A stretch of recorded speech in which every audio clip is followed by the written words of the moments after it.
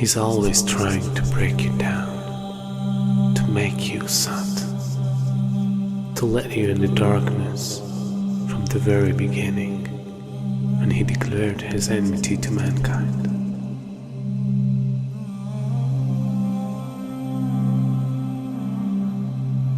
And throughout the history, he caused evil and destruction between every nation.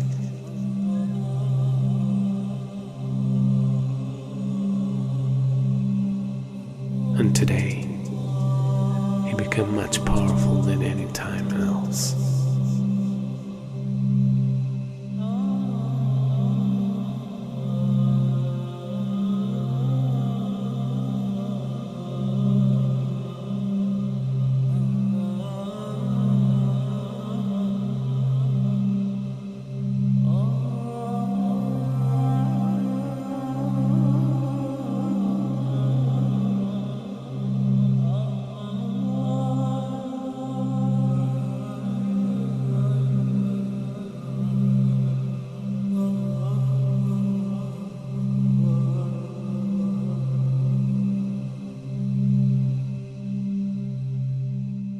A new world order, a world where the rule of law, not the law of the jungle, governs the conduct of nations.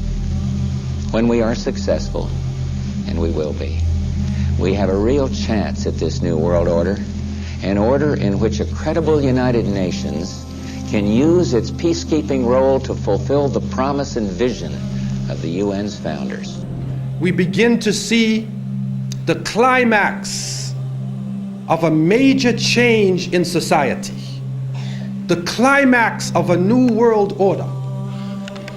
And we begin to see a type of integration between information technology and trade.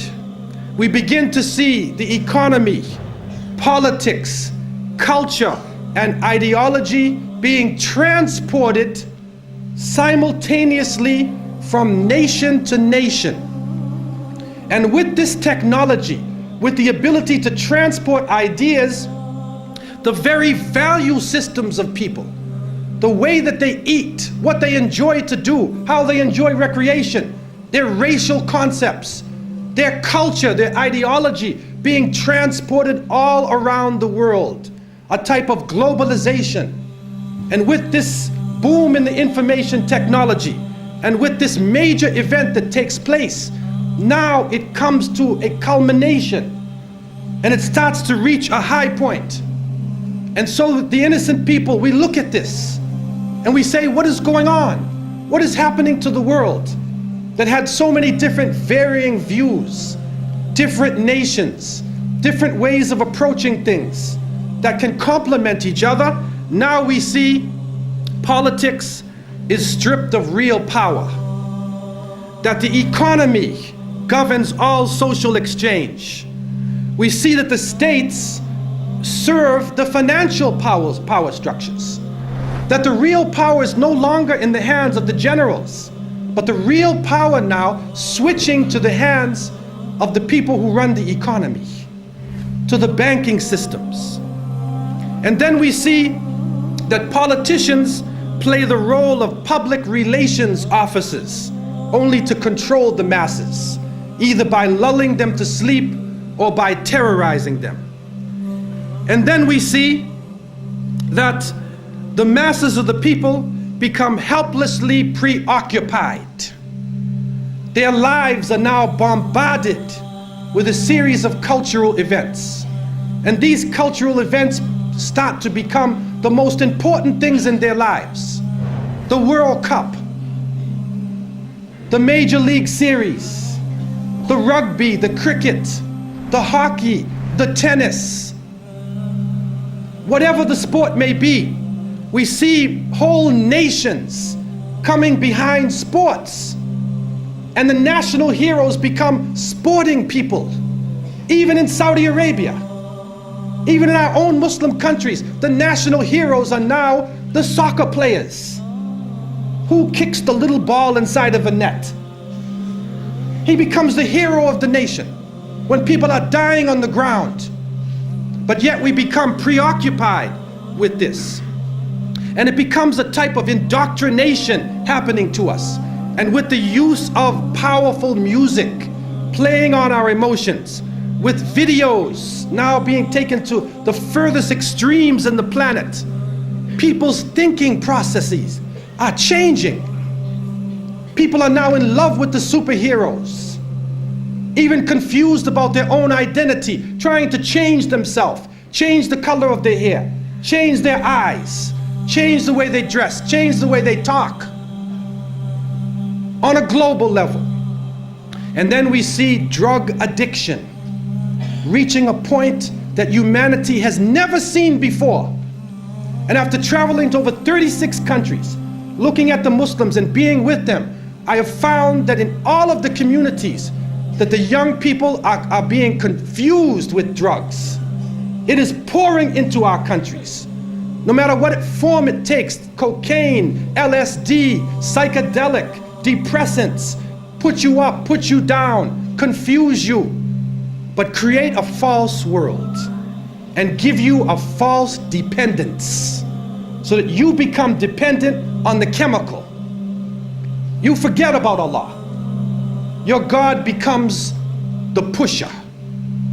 Your God becomes the chemical. And so creating this dependency amongst the masses of the people.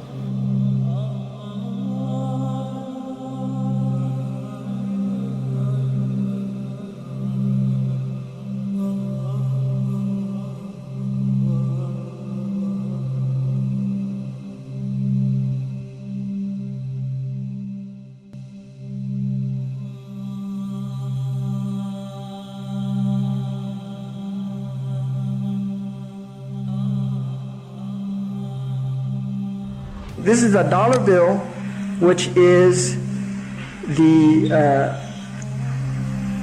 now devalued dollar bill. And on the back of the dollar bill, there's a seal on this side. It's called the Great Seal of the United States. That's what it's called. It's their seal.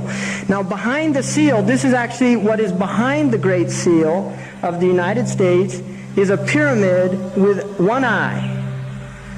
Now the one eye is the sun god Re, which is where we get the word ray, sun rays. It is the sun god, same Mithraic character, and he shows up again and again.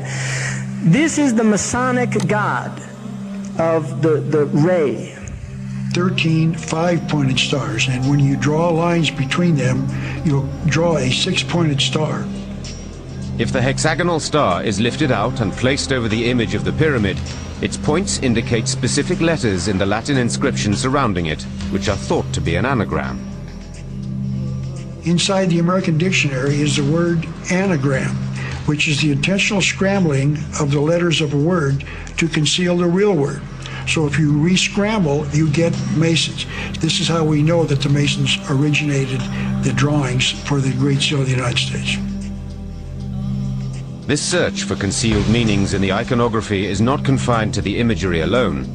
It is claimed that the number 13, the most ominous number in Western tradition, is hidden throughout the symbols on the $1 bill. They point out the repetition of the symbolic number 13. There are 13 leaves on the olive branch in the eagle's right claw, 13 arrows in the left claw, 13 stars above the eagle's head, and 13 bars and stripes on the shield. Count the feathers. You'll notice that there are 32 feathers on the bird's left wing and 33 on his right wing. This is understood to refer to the 33 degrees of Masonry introduced by the Supreme Council of the Scottish Rite, America's most prominent Masonic order, whose national HQ is in Washington. If you look, you'll see the pyramid is built except for the top. It's built except for the top. The eye is suspended above the top. It hasn't come down yet.